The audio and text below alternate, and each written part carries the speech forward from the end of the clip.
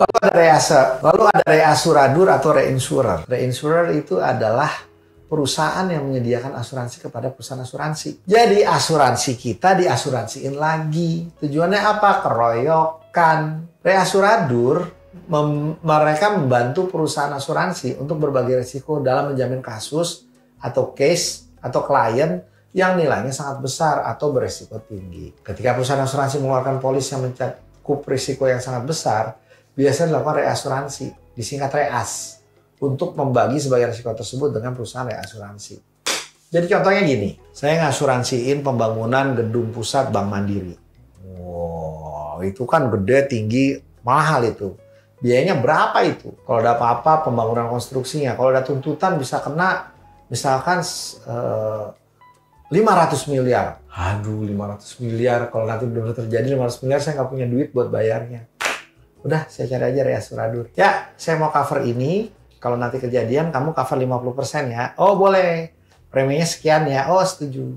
Kenapa premi reasuradur lebih murah? Yang pertama adalah dia nggak perlu biaya penjualan. Dia nggak perlu bayar tim penjualan, administrasi. Dia cuma belakangnya aja. Ya, prosesnya juga cepat. Dan yang kedua, underwriting-nya udah ada.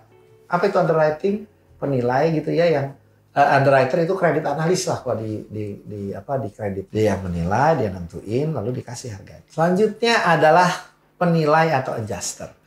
Penilai atau adjuster adalah pihak yang ditunjuk oleh perusahaan asuransi untuk menyelidiki klaim dan menentukan jumlah kompensasi yang harus dibayar. Jadi kalau udah terjadi klaim, nanti penilai atau adjuster yang mengadjust atau menyesuaikan, itu akan nilai benar nggak klaimnya. Dia akan memeriksa apakah klaim yang diajukan sesuai dengan kondisi polis. Dan kalau udah sesuai, nilai besar kerugiannya berapa dan yang harus saya bayar berapa. Nah, adjuster ini nih yang kita perlu baik-baikin nih. Kalau nggak cair duitnya. Lalu ada aktuaria atau aktuaris. Ya, aktuaris adalah ahli matematika dan statistik yang bekerja untuk perusahaan asuransi dalam menilai resiko dan menentukan premi. Biasanya jurusan MIPA itu yang ngerjain. Aktuaria atau Akademi Ilmu Statistik. Dia akan melihat tuh pakai data. Wah, orang Indonesia umur sekian tahun, kemungkinan kena penyakit diabetes sekian. Kena serangan jantung sekian. Ya, kalau ternyata jumlahnya berapa? 0,05%. Berarti premi kita, premi murninya 0,05%. Kira-kira 10 tahun lagi akan berapa? 20 tahun lagi akan berapa? Dia akan bikin model resikonya, dia akan ngecek, lalu dia bikin tuh hitung-hitungannya. Dari situ dia bikin potensi klaim yang akan terjadi untuk premi murni. Dari dasar hitungan itulah, kalau bahasa kerennya harga modal, barang modalnya asuransi, itu aktuaris yang bikin. Dia bikin tuh masa depan. Dari situlah ditetapkan preminya. Yaitu apa? Premi murni dari aktuaris, ditambah dengan keuntungan, ya, ditambah dengan biaya-biaya, biaya penjualan, biaya servis, jasa, sewa gedung, dan segala macam. Dasarnya ya aktuaria. Orang aktuaris ini diwajibkan harus ada dan tersertifikasi di setiap perusahaan asuransi. Ya, jadi kalau Anda pinter, hitungnya jago, ambil itu. Alhamdulillahnya aktuaris pelan-pelan sekarang mulai digantikan oleh AI. Artificial Intelligence. Ganti manusia aja. Selanjutnya ada underwriter. Underwriter kalau di kartu kredit atau di pinjaman itu namanya kredit analis. Kerjaan dia adalah menganalisa dari setiap aplikasi yang masuk untuk mengajukan asuransi. Jadi underwriter adalah individu atau tim yang bertanggung jawab untuk mengevaluasi dan menilai resiko calon tertanggung sebelum perusahaan asuransi mengeluarkan polis. Ya, mereka akan nelpon, mereka akan melakukan checking, mereka akan searching semuanya sampai dapat.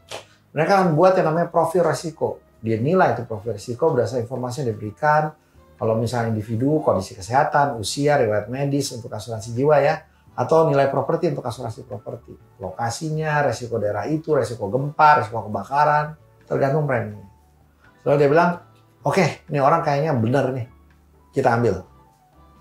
Kita ambil. Bayangin ya teman-teman, kalau ternyata preminya itu 0,5% ya, atau 0,5/100, berarti ya itu kali 2 kan 0,5 kali 2 kan 1. Berarti kalau ternyata ada satu klaim, dia harus dapat 200 premi lagi buat nutupin kerugian satu klaim. Kan nyengir kalau ternyata customernya cuma ada 50. Begitu dapat 50, apes ada satu yang klaim.